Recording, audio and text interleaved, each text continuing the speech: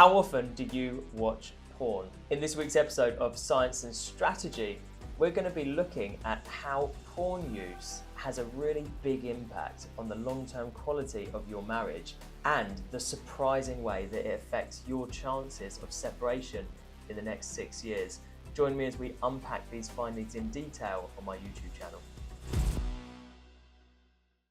In this week's episode, we're going to be looking at a study which is often called the POWS. And POWS stands for the Portrait of American Life Study. So why are we going to be looking at this? Well, this was a study of 1,314 people who completed both waves of the study.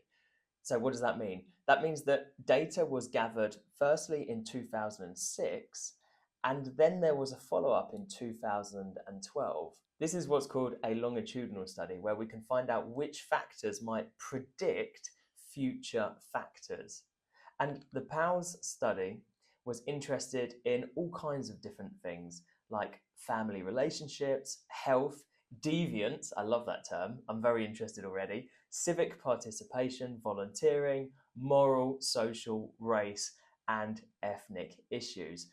Everyone that completed this was American, and this was meant to be representative of the wider American society. Now, what we're talking about today are the findings from two analyses which were written by Samuel Perry and published in the Archives of Sexual Behaviour in 2017 and 2018. And what can they tell us? Well, with this data from 2006 and then the follow-up from 2012, what Samuel Perry found is more frequent use of porn in 2006 predicted lower marriage satisfaction in 2012.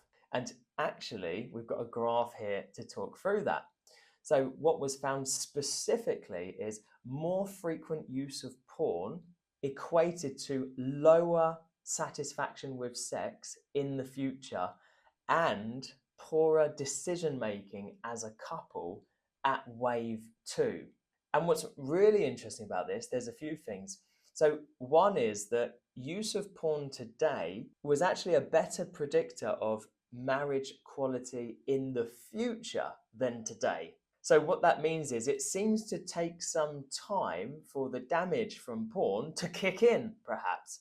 I don't know, I'm making an assumption there, but I think it is interesting that porn use today is a greater indicator of future marital quality rather than current. The other thing that's really interesting is there's a big difference between men using porn and women using porn, according to this study. Specifically, in men, the higher the use of porn, the lower the marital quality in the future. But in women, it's a bit different. So what was found was when women use porn 2 or 3 times a month or more, that actually leads to higher marriage satisfaction in the future. Whereas with men, the greater the use of porn, the poorer the marriage satisfaction in the future.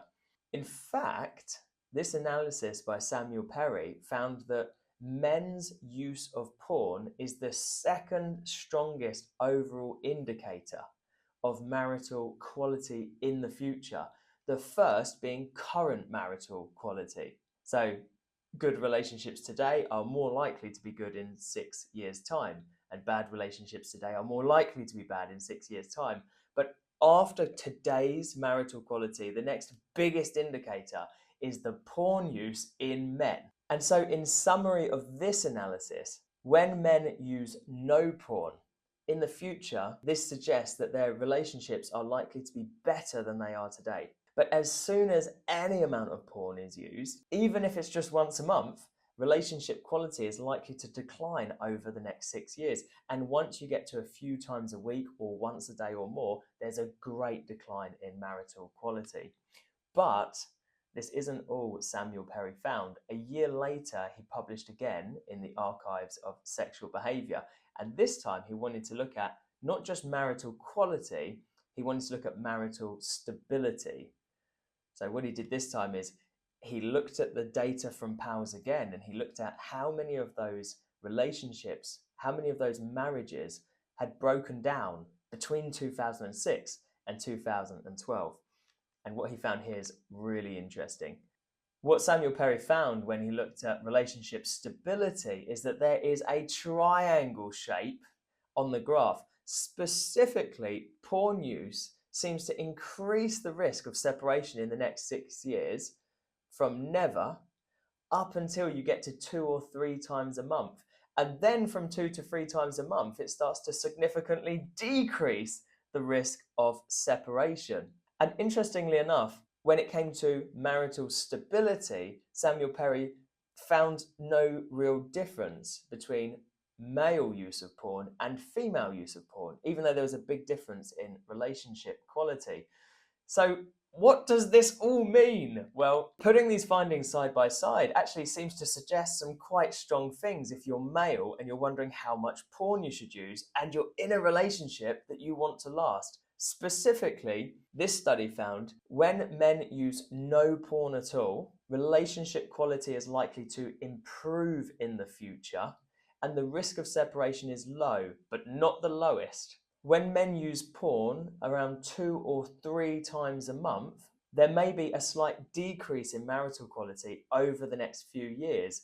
And this is the highest risk of separation. So when men are using porn 2 to 3 times a month, the risk of separation over the next 6 years, according to this study, is around 3 times higher than when there's no porn used at all. And what's really interesting is once men are using porn once a day or more, this is the biggest decrease in marriage quality over the next 5 or 6 years, according to this study. But what's really interesting is it also comes with the lowest risk of marital separation. And so what this means perhaps is that we looked last week at how using porn actually damages the motivation circuits in our brains. And so perhaps those who are using the highest amount of porn, it is damaging their relationship, but it's also taken away the motivation to find a new relationship or to fix things.